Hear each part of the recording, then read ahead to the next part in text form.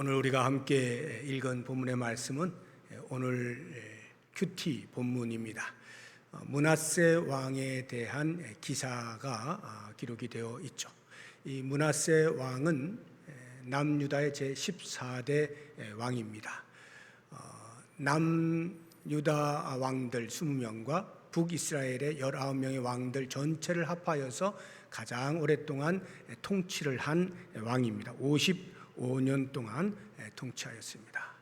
그러면서도 아이러니하게 남유다에서 가장 악한 왕으로 등재되어 있는 그런 왕이기도 합니다.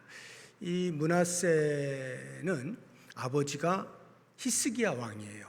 다윗 이래 최고의 영향력을 미친 선한 왕이라 여겨지고 있는 이 히스기야 왕의 아들입니다. 히스기야가 므낫세를 낳고 이름을 므낫세라고 지은 데에는 아마도 이런 배경이 있지 않나 하는 생각이 드는데, 히스기야 왕이 통치할 때 이미 북이스라엘은 아수르에 의해서 멸망을 당한 후였습니다.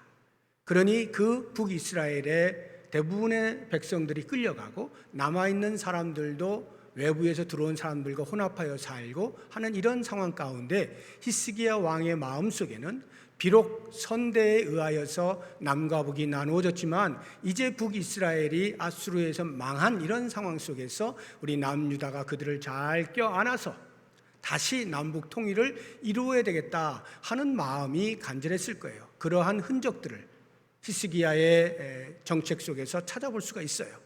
그래서 아마도 북이스라엘의 10지파 가운데 한 지파였던 므낫세를 생각하면서 자기의 아들 이름을 므낫세라 이렇게 정하지 않았을까 하는 추정을 해봅니다. 그런가 하면 므낫세의 이름의 뜻이 잊어버림이라고 하는 뜻인데, 원래 므낫세는 요셉의 두 아들 중에 한 명입니다. 므낫세와 에브라임, 장남의 이름이 므낫세인데요, 잊어버림이란 이름의 뜻을 가진 므낫세로 요셉이 이름을 정한 이유는 요셉이 형들에게 팔려서 종살이를 하고 또는 옥살이를 해왔던 13년의 긴 고난의 시간들, 그 시간들을 하나님께서 잘 견디게 하시고 마침내 애굽의 국무총리로 세워주신 것에 대하여 그때 아이를 낳으면서 나의 과거의 그 모든 고난을 하나님께서 다 잊게 해주셨다 하는 의미에서 므낫세로 이름을 지은 것이죠. 그런데 지금 이 므낫세의 모습을 보게 되어지면 히스기야 왕 다음으로 왕위를 이어서 통치를 하는데 남유다에서 가장 악한 왕, 다시 말하면 자기 아버지 히스기야 왕의 선한 업적들을 잊어버린, 그리고는 자기의 소견대로 옳은 대로 행한 그런 악한 왕이라고 하는 아이러니한 이름을 가진 왕이라 볼 수가 있습니다. 이제 이 므낫세의 통치 기사 속에서 우리가 몇 가지 같이 생각을 해보려고 하는데 한 세 가지 정도를 말씀을 드릴 것입니다. 그 첫 번째는 선악의 기준이 무엇이냐 하는 부분입니다. 선악의 기준, 무엇이 선이고 무엇이 악이냐 할 때에 우리가 보통 이 땅에 살면서 모든 나라마다 법을 가지고 있습니다. 그 법이 사회의 규범이나 질서를 유지하는 데 반드시 필요하죠. 그리고 그 법들은 대부분 윤리와 도덕을 근간으로 해서 세워지게 됩니다. 그래서 각 나라마다 법들이 조금씩 달라요. 도덕의 기준이 조금씩 다르기 때문에 아무튼 세워진 법에서 그 법을 지키면 선한 사람으로, 그 법을 어기면 악한 사람으로 보통 분류를 하죠. 그래서 이 땅에서의 선악의 기준은 법이라 할 수가 있겠습니다. 그러나 성경에서 이야기하는 선악의 기준은 조금 다릅니다. 사람이 만든 법은 상대적이기 때문에 절대적 가치를 갖지 못해요.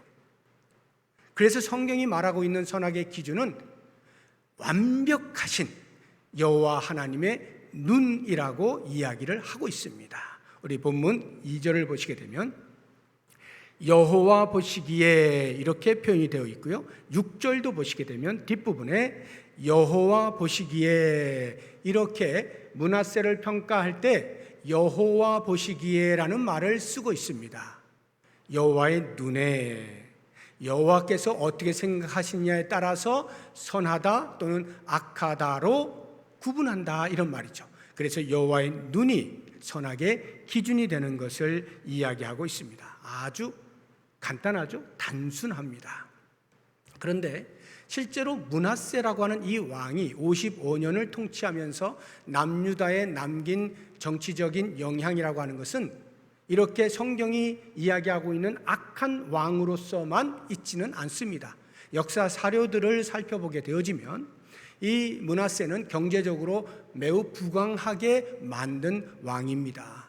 당시 강대국이 아수르였는데 아수르가 지중해 연안의 모든 나라들과 무역을 하기 위해서 무역로를 개척합니다. 그 무역로를 따라서 이 므낫세도 그 지중해 해변에 있는 블레셋과 무역을 통해서 나라를 경제적으로 번성하게 만듭니다. 뿐만 아니라 아랍에 있는 유향들을 수입해다가 저 북쪽에 두로와 시돈과 같은 다메섹 지역에다가 재수출을 해서 또 경제 이익을 창출합니다. 뿐만 아니라 예루살렘의 동쪽에 광야와 같은 못을, 그러한 땅들을 개간해서 곡물 지대로 바꾸어냅니다.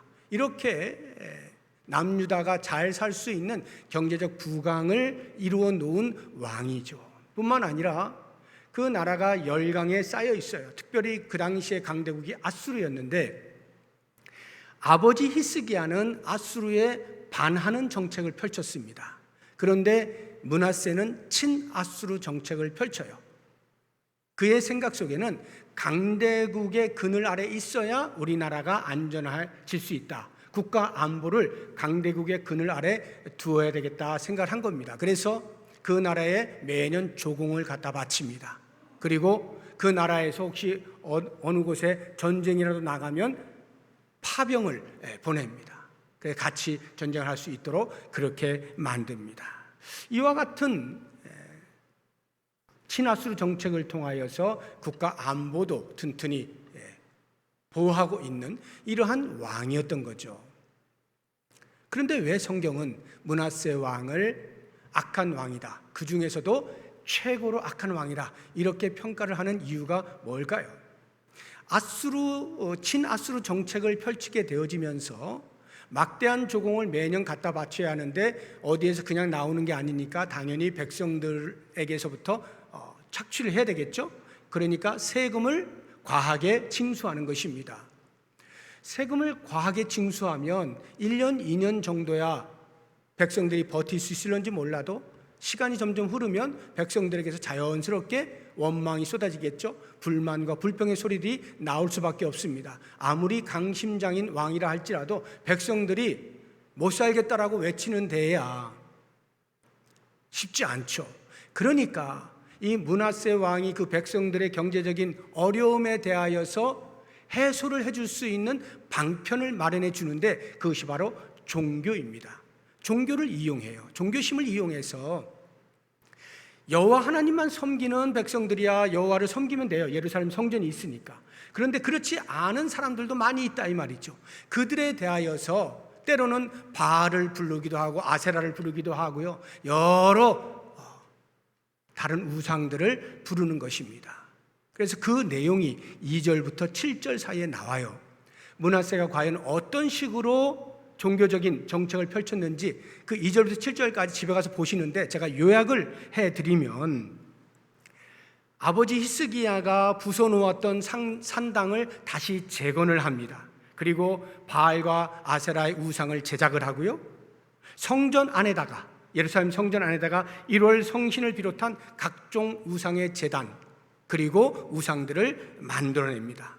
뿐만 아니라 인신제사, 아들을 불소에 집어넣어서 죽이는 그런 인신제사를 통해서 그 신이 우리나라를 보호해 줄 것이다, 이러한 개념, 그리고 사수를 행하는 자들을 신임하는 등등 여러 우상을 섬길 수 있는 모든 장치들을 예루살렘 성전 안에 마련을 해둡니다.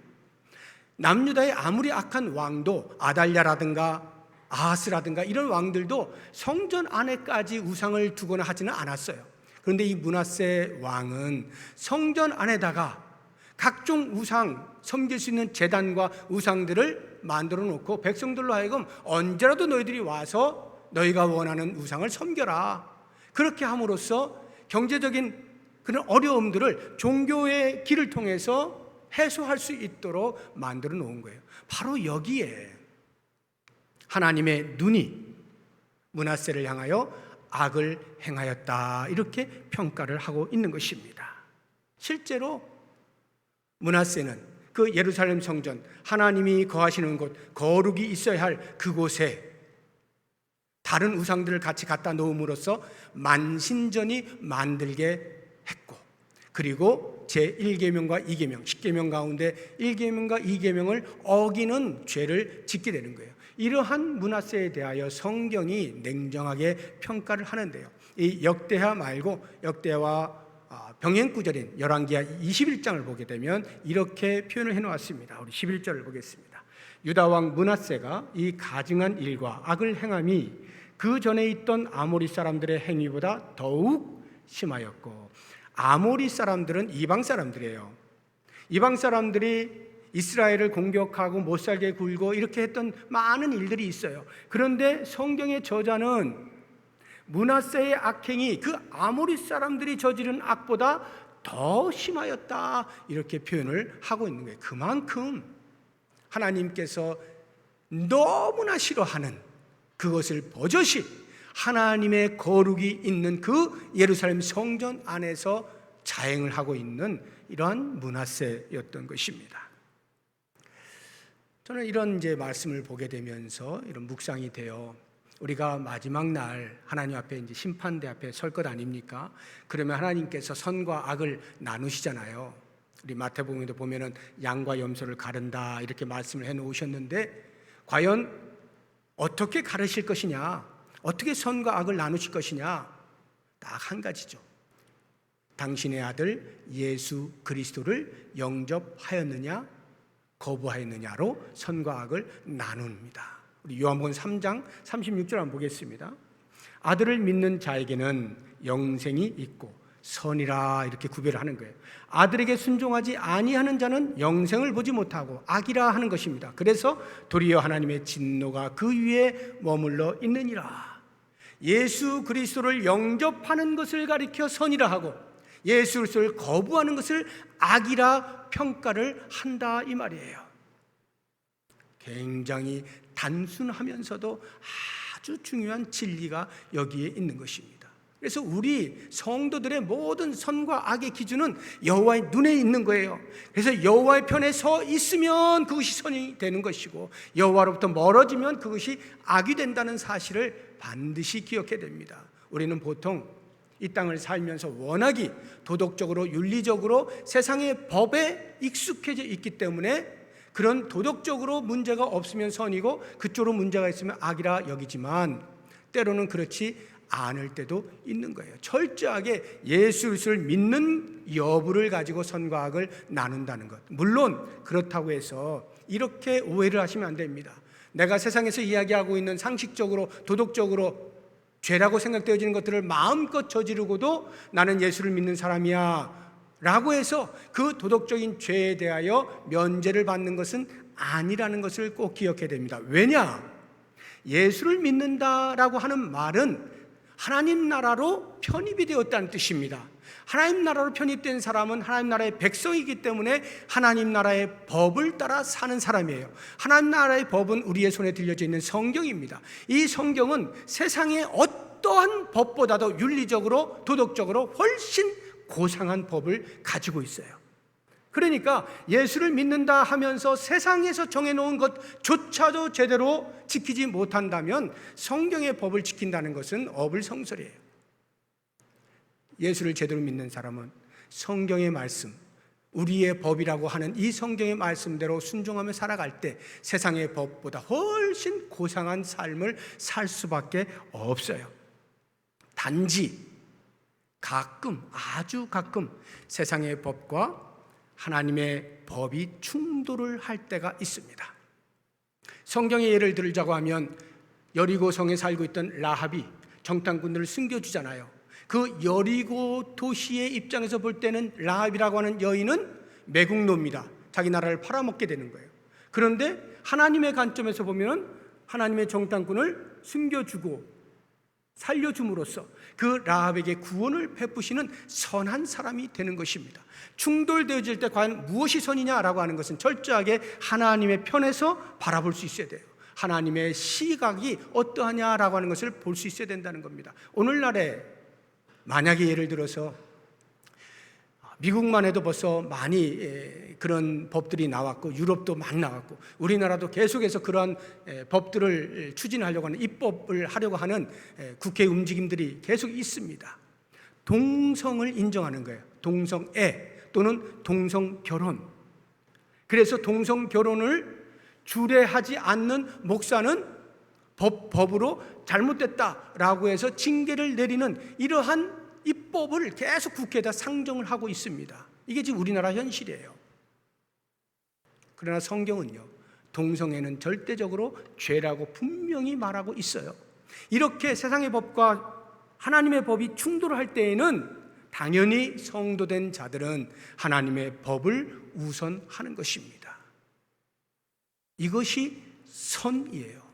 하나님 편에 서 있는 것, 이것이 선이다 하는 것 꼭 잊지 마시고, 언제나 우리는 윤리적으로나 도덕적으로 세상보다 훨씬 더 고상한 삶을 살아내지만 때때로 충돌되어질 때 절대적으로 하나님의 법에 따라서 사는 존재임을 드러내고 그렇게 자기 자신을 지켜 나갈 수 있어야 한다 하는 것입니다.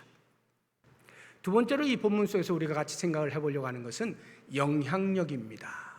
영향력이라고 하는 것은 어느 누군가의 생각이나 말이나 행동이 다른 사람들에게 미치는 힘, 이것이 영향력이죠.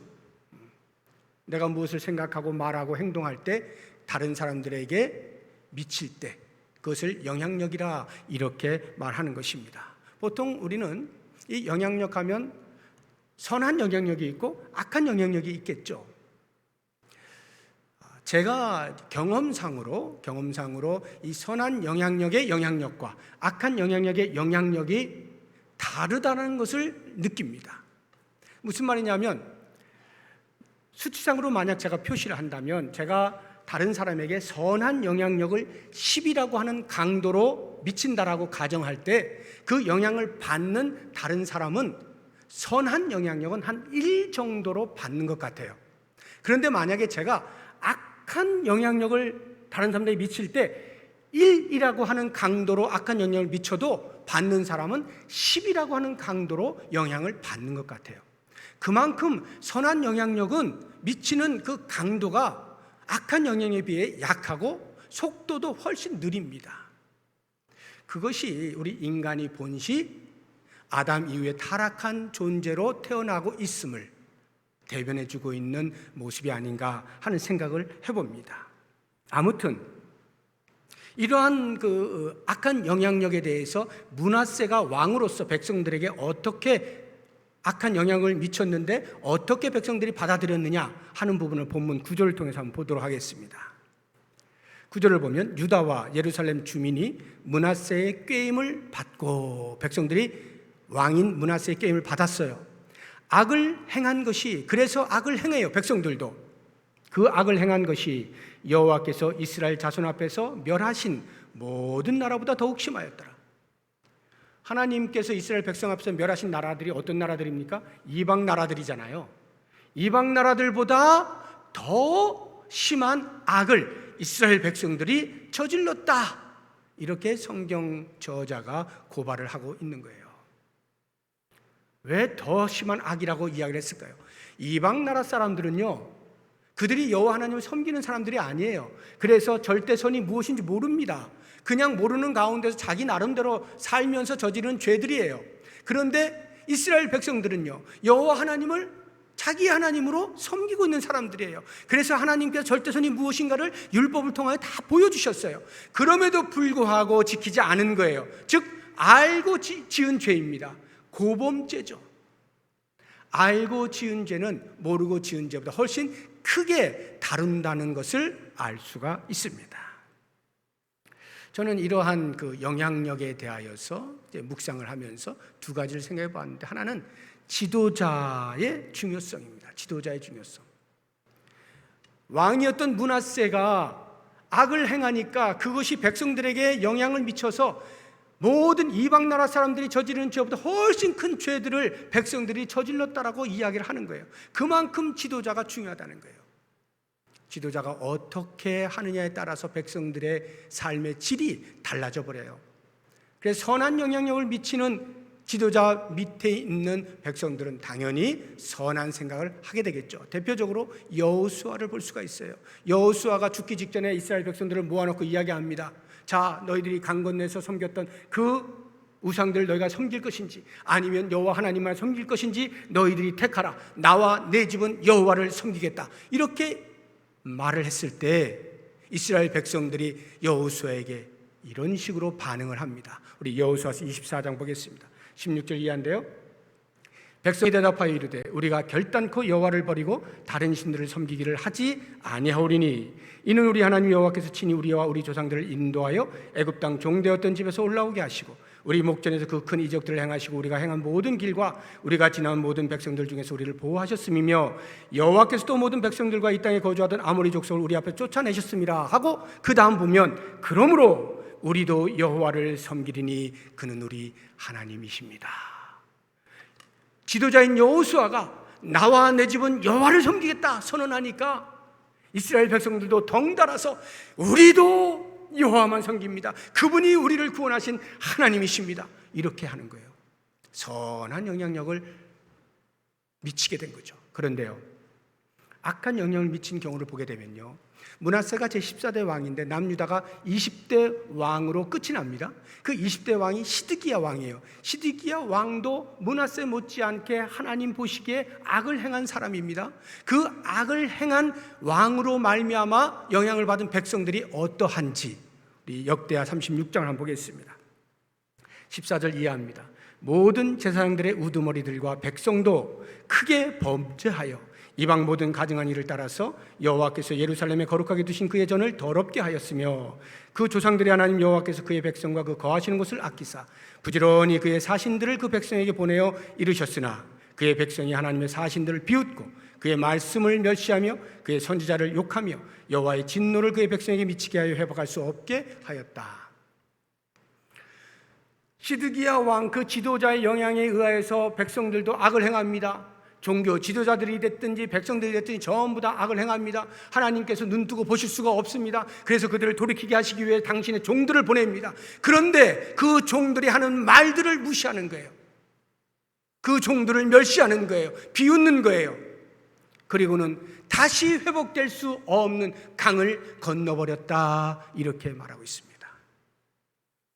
악한 영향력은요, 선한 영향력보다 훨씬 강도가 세요. 건너서는 안 될 강을 건너버린 거예요. 백성들 전체가 그렇게 자기들 스스로 하나님 앞에 돌이킬 수 없을 만큼의 먼 곳으로 가버렸다, 이렇게 이야기를 하고 있는 것입니다. 그러므로 지도자의 자리에 있는 분들, 교회에서는 저도 그 자리에 있는 사람들이고요, 우리 장로님들, 중직자들 지도자의 자리에 있는 것이죠. 가정에서는 가장이 지도자의 자리에 있는 것이죠. 나라에서는 위정자들이 되겠죠. 각종 기관과 부서들에서 지도자의 자리에 있는 사람들이 있습니다.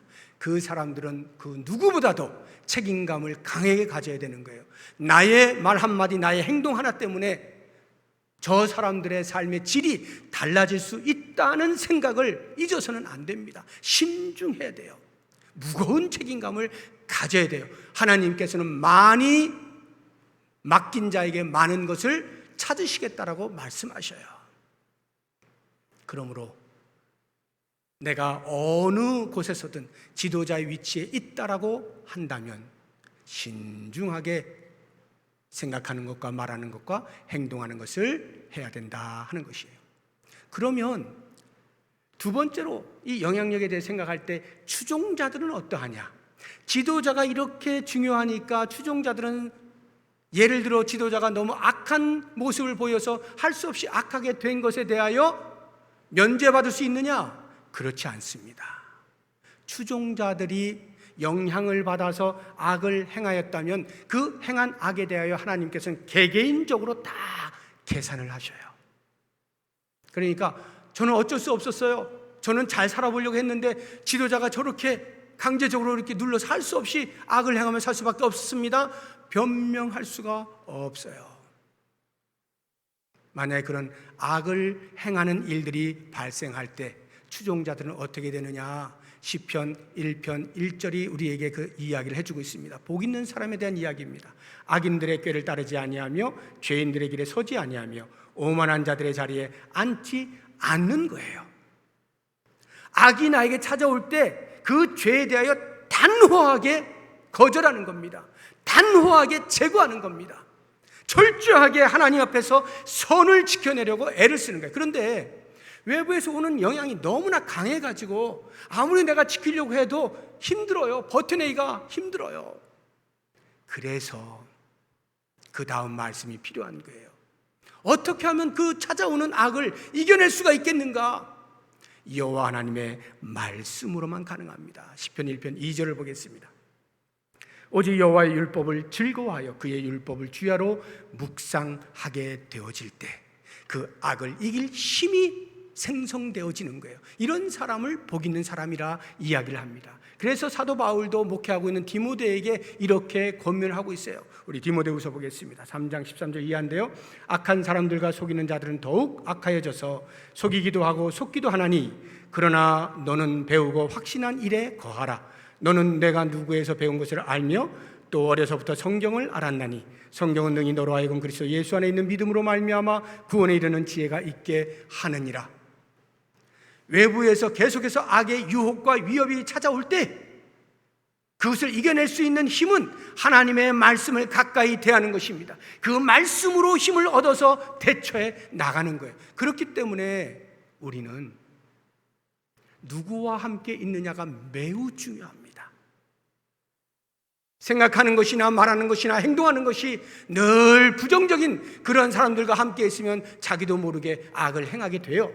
그런데 언제나 말씀을 사랑하고 말씀을 가까이 하는 그런 사람들과 더불어 있게 되어지면 덩달아서 같이 말씀을 사모하게 되어지고 그 말씀을 가까이 대하는 시간들 속에서 악을 이겨낼 수 있는 힘을 길러낼 수 있게 되어지는 것입니다. 사랑하는 성도 여러분, 내가 영향력을 미치는 자리에 있습니까? 책임감을 무겁게 가지십시오. 내가 영향을 받는 자리에 있습니까? 무턱대고 받지 마시고 하나님의 말씀을 가까이 하고 말씀을 사랑하는 자와 더불어 있으면서 말씀으로 다가오는 악을 이기십시오. 마지막으로 세 번째, 우리가 이 므낫세 본문 속에서 같이 생각해 볼 것은 가정교육입니다. 가정교육. 므낫세의 아버지가 히스기야라 그랬잖아요. 이 히스기야 왕하고요 므낫세 왕을 선한 축과 악한 축으로 나누어서 보자고 하면 히스기야 왕은 선한 축의 제일 꼭대기에 있는 사람이에요. 므낫세는 악한 축의 제일 밑바닥에 있는 사람이에요. 아마 부자지간에 가장 큰 간격을 가진 사람이 이 히스기야와 므낫세일 겁니다. 놀랍지 않습니까? 그렇게 선한 왕 밑에 어떻게 이렇게 악한 왕이 나올 수가 있는가? 우리가 보통 세상에서 호부 밑에 견자 없다 이런 말 하잖아요. 아버지가 훌륭한데 그 밑에 별 볼 일 없는 삐리삐리한 자식이 있을 수 없다 이런 말이잖아요. 뭐 일반적으로는 어느 정도 이해가 되지만 항상 그런 것은 아니에요. 당장의 히스기야와 므낫세만 보아도 항상 그렇지 않다는 아주 선명한 증거 아닙니까? 그러나 우리는 이 부분에서 좀 깊이 생각할 필요가 있어요. 우리가 기독교의 구원을 개인의 구원이라고 이야기합니다. 구원은 집안 단위로 구원받는 게 아니에요. 집안에 식구들이 있으면 각 식구 한 사람 한 사람에게 하나님의 구원이 임하는 거예요. 그래서 어떤 집안에는 누구는 구원을 받는데 누구는 구원받지 못하는 경우가 없지 않아요. 철저하게 기독교의 구원은 개인적이에요. 그러나 그런 구원이 개인적이라고 해서 부모가 자녀에 대하여 아무런 영향을 미칠 수 없는 것이냐? 그렇지는 않습니다. 얼마든지 신앙교육을 시킬 수가 있고요, 그 신앙교육의 열매를 맺을 수도 있습니다. 그럼 한번 생각해 보세요. 이 히스기야와 므낫세. 므낫세가 55년을 통치했잖아요. 처음 통치하던 나이가 12살입니다. 12살. 12살이니까 아무것도 모르잖아요.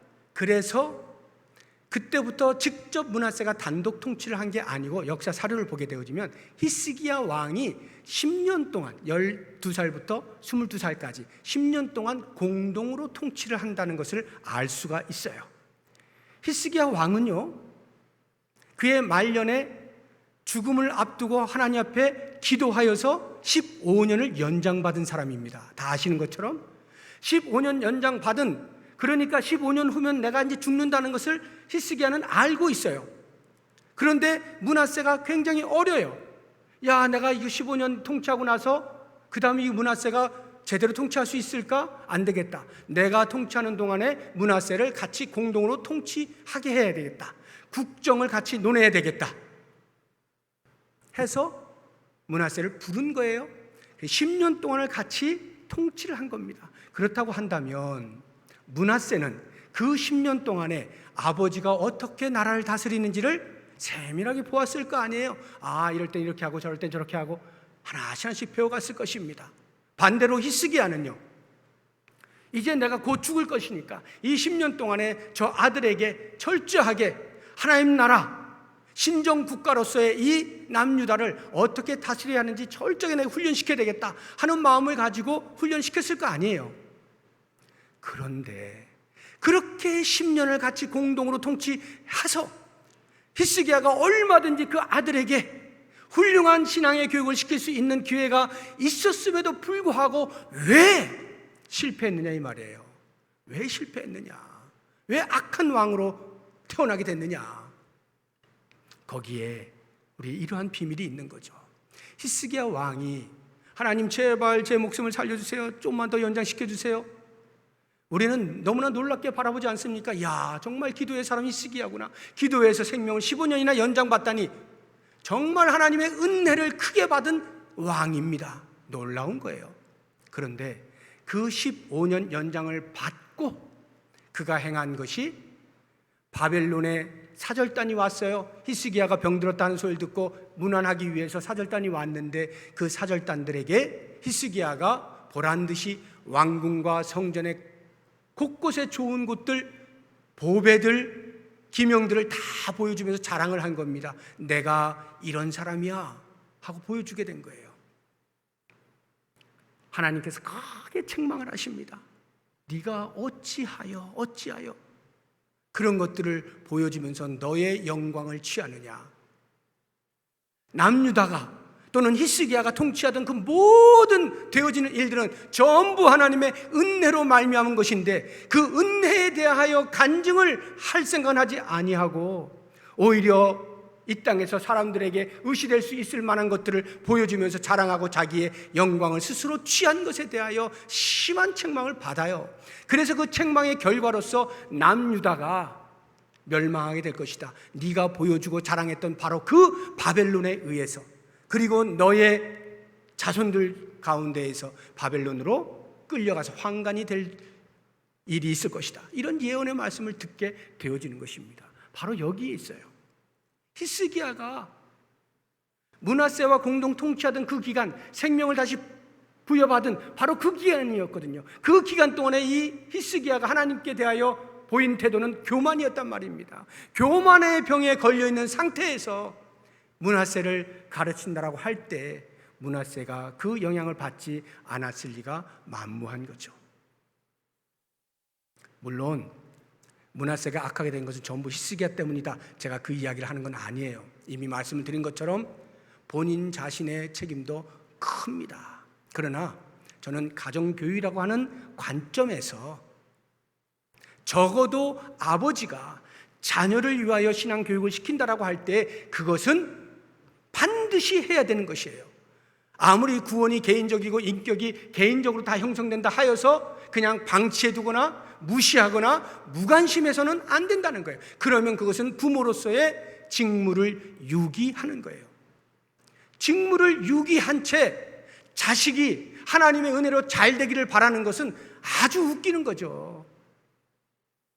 적어도 부모로서 자녀를 교육해야 되는 그 맡겨진 직무에 대해서 충성을 다하고 최선을 다하고, 그리고 하나님이여 제발 저의 자녀들이 이렇게 하나님을 잘 섬기는 자들이 되게 해주십시오. 간절히 하나님의 은혜를 구하고, 그리고 그 다음은 하나님께 맡기는 거죠. 그랬을 때 그 자녀 가운데에는 부모의 영향으로 인하여서 하나님을 잘 섬기는 자녀가 될 것이고, 혹 스스로의 죄악으로 인하여 악의 길로 간다 할지라도 부모로서는 할 일을 다 한 것이 되기 때문에 그 이상은 어찌할 수가 없는 것이니까 책임으로부터 벗어날 수가 있겠죠. 저는 이 히스기야의 가정교육을 보면서 오늘날 부모된 우리들이 과연 자녀들에 대해서 직무유기를 하고 있지는 아닌가 하는 것에 대해서 돌아보자 하는 말씀을 드리고 싶은 거예요. 혹시 내 손을 이미 떠났어, 내가 뭐 어떻게 한다고 되는 것도 아니고 어쩔 수가 없어, 그냥 놔둬버리는 것은 아닌지 잘 살펴봐야 됩니다. 물론 그 자녀들에 대하여 그러한 자신의 신앙교육을 시켜야 되는 직무 때문에 윽박을 질러가면서 하라는 말은 아니에요. 자녀들에게 윽박을 지르라는 것이 아니라 진심으로 대하라는 거예요. 진심으로 나는 네가 하나님을 잘 섬기는 사람이 되기를 원한다. 진심으로 그들에게 하나님을 섬기는 법을 가르쳐주고 전수할 때 그 자녀들이 어떠한 삶을 살 것인가 우리는 충분히 짐작할 수 있지 않겠습니까? 모쪼록 원하기는 사랑하는 성도 여러분, 우리에게는 자녀들이 있습니다. 교회에는 주일학교가 있습니다. 우리의 자녀들, 하나님의 말씀을 따라 가르치고 하나님의 말씀에 순종하여 사는 인물들로 길러내야 할 책임이 우리 부모들에게 있는 것 잊지 말고, 우리가 할 수 있는 모든 것을 총동원해서 하나님 앞에 간절히 기도하는 것을 더하여 우리의 자녀들을 맡기고, 그렇게 우리의 자녀들과 자녀들 대대로 신앙의 아름다운 유산이 잘 물려질 수 있도록 모범된 삶을 살면서 책임을 다하는 우리 모두가 될 수 있기를 주의 이름으로 부탁드립니다. 기도하겠습니다.